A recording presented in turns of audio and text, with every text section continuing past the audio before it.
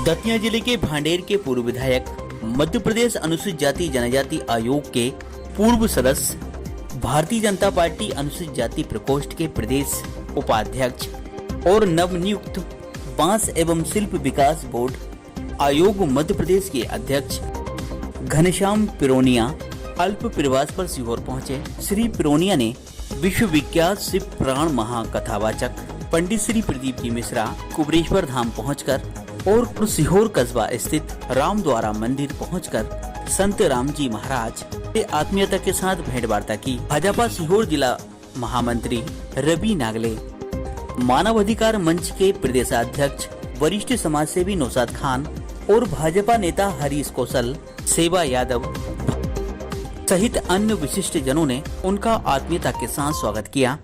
नवनियुक्त बांस एवं शिल्प विकास बोर्ड मध्य प्रदेश आयोग अध्यक्ष श्री पिरोनिया से आदर्श न्यूज चैनल के सीहोर शहर रिपोर्टर जय सिंह भारती के द्वारा विशेष बातचीत की गई।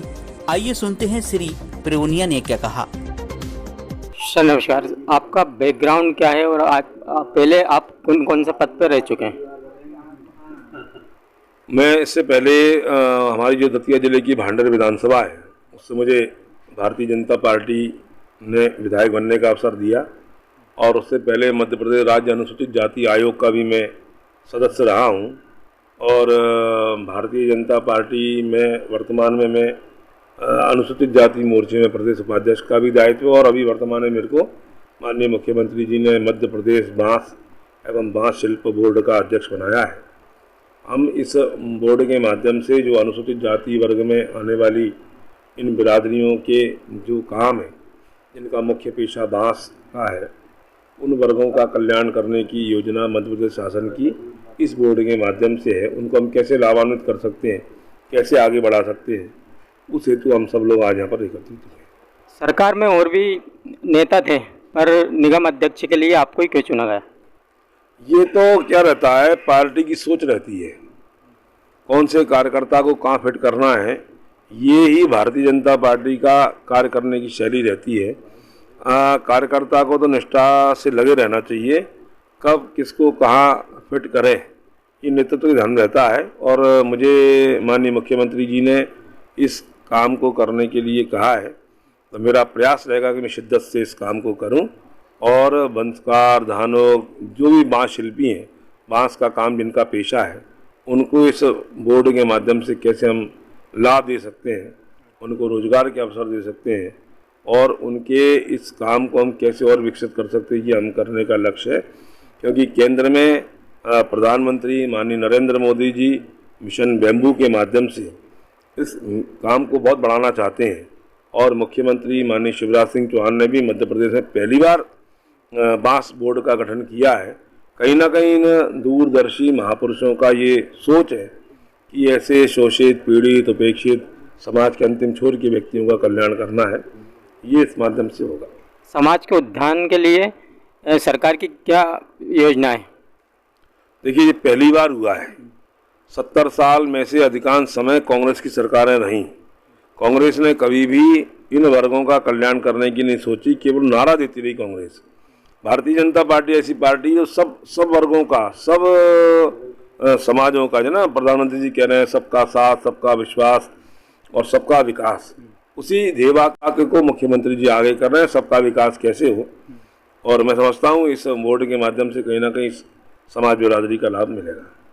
आज हमारे वर्ग के लोग शिक्षित हैं पर कहीं ना कहीं ढोल बजाने का काम, बांस की डलिया बनाने का काम कर रहे हैं, उनके रोजगार के लिए सरकार क्या करेगी?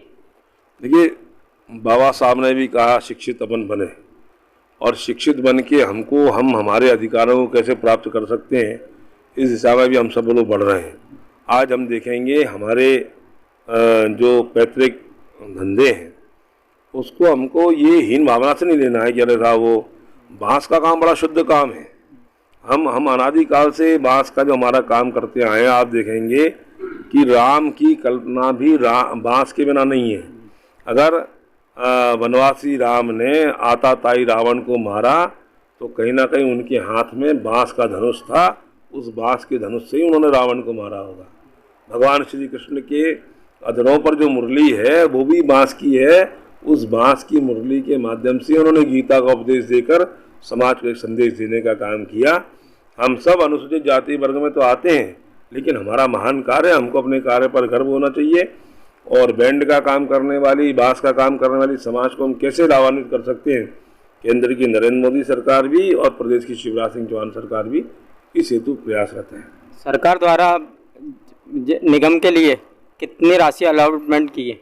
अभी उसकी पहली बैठक 17-27 तारीख को हो रही है और मुझे लगता है कि इसके लिए कभी भी माननीय मुख्यमंत्री जी ने हाथ नहीं बांधे। इन वर्गों का कल्याण हो, दिल खोल करके उन्होंने राशि देने का काम किया है। और मुझे लगता है बांस विकास बोर्ड के लिए भी इस वर्ग का कल्याण करने के लिए मुख्यमंत्री दिल खोल करके सहयोग देने वाले हैं। जो लाडली बहना योजना अभी मुख्यमंत्री जी द्वारा चलाई गई है, वो आगे तक भी चलती रहेगी? बिल्कुल। आप देखेंगे जितने भी काम भारतीय जनता पार्टी सरकारों ने प्रारंभ करे वो चले। ये तो बीच में जब सरकार 1.5 साल के लिए कांग्रेस की बनी थी, हम सब ने देखा संबल योजना बंद की, मुख्यमंत्री जन आशीर्वाद जन दर्शन योजना बंद की, हमारे बूढ़े लोग जो तीर्थ यात्रा पर जाते थे उनका काम उन्होंने बंद किया। ये काम बंद करने का, योजनाओं को बंद करने का काम कांग्रेस करती है।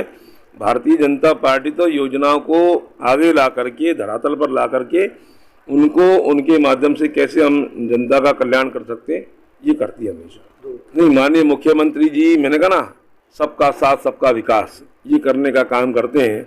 अभी हाल ही में उन्होंने विश्वकर्मा निगम बोर्ड बनाने की भी माननीय मुख्यमंत्री जी ने घोषणा की है। हम सब लोग जो मुख्यमंत्री जी का और प्रधानमंत्री जी का जो सपना है, सब वर्गों का कल्याण हो, तो हो सकता है आने वाले समय में कहीं ना कहीं जो बेलदार समाज के हमारे लोग हैं, जो बंधु हैं, उनके कल्याण के लिए भी सरकार कुछ ना कुछ सोचेगी। पिछली चक्कर विधानसभा चुनाव के टाइम पे संबल योजना चलाई थी, उनमें क्या है 5 एकड़ तक की भी संबल कार्ड बना दिए थे सबके। फिर चुनाव होने के बाद में दोबारा शिवराज सरकार में आई, जिसके बाद में क्या है कि फिर उन्होंने 2.5 एकड़ तक रखे थे। मतलब जो जिनके पास 2.5 एकड़ ज़मीन है उनके ही संबल कार्ड वैलिड करे थे, वहाँ की सबको निरस्त कर दिए थे। कहीं ऐसा तो नहीं होगा लाडली बहना योजना में? नहीं, ऐसा नहीं। देखिए, मैंने कहा ना, भारतीय जनता पार्टी की सरकार और ख़ास तौर पर माननीय मुख्यमंत्री जी की सरकार, ये क्या है असल में, ये सब नेता जितने हैं, चाहे माननीय प्रधानमंत्री जी हों, मोदी जी, चाहे शिवराज सिंह जी की हो, इन्होंने गरीबी देखी है और गरीबी देखी है, इसलिए ये इस प्रकार की योजनाओं का संचालन कर रहे हैं।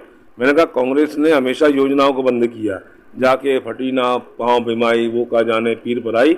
हमारे नेताओं ने इन सारे दुखों को देखा है और इसलिए उन दुखों को दूर करने का काम वो इन योजनाओं के माध्यम से कर रहे हैं। कांग्रेस के लोगों ने, उनके नेताओं ने कभी ये गरीबी देखी नहीं, तो उनको गरीबों का कल्याण करने की सोचती नहीं है। अच्छी वाली योजना बंद और कर देते हैं वो लोग।